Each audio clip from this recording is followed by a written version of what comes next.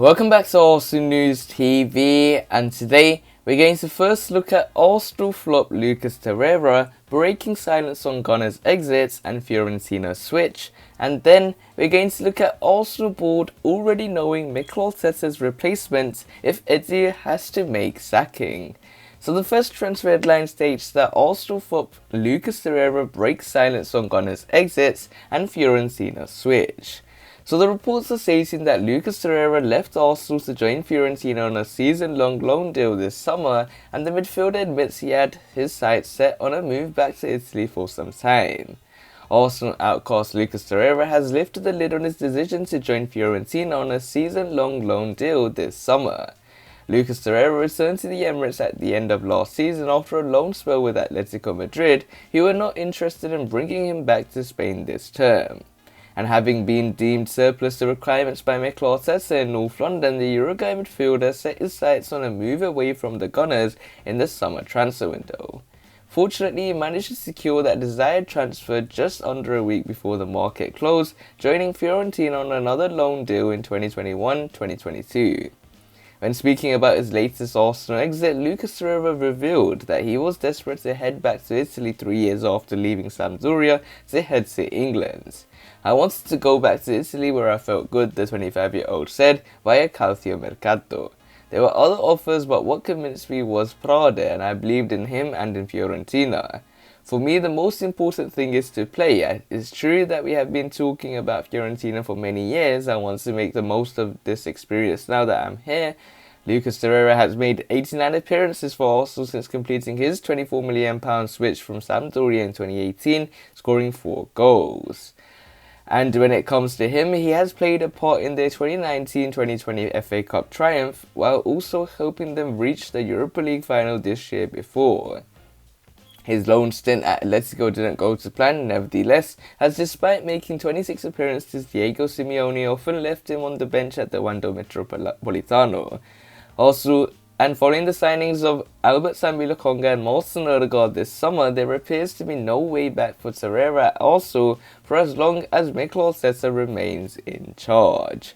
So it looks like Arsenal flop Lucas Torreira breaks silence on Gunners' exits and Fiorentina switch.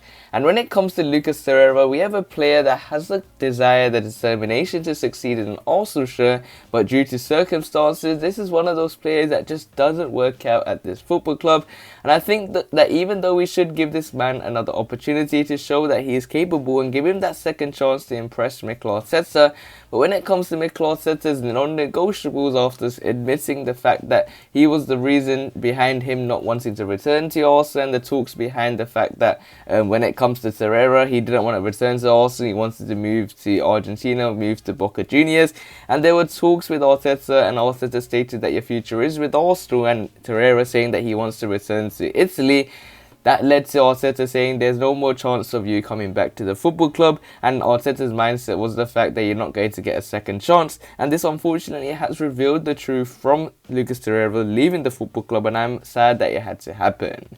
So this nicely takes us on to the second piece of transfer news, which states that Arsenal board already know Mikel Arteta's replacements if Eddie has to make sacking. So the reports are stating that Arsenal boss Mikel Arteta is already battling to avoid the sack. Arsenal right now are recharging the batteries. It's been a horrendous start to the season for Mikel Arteta's side, who have lost all 3 of their Premier League games so far. And with the Gunners board admiring Antonio Conte, he's certainly got plenty of work to do.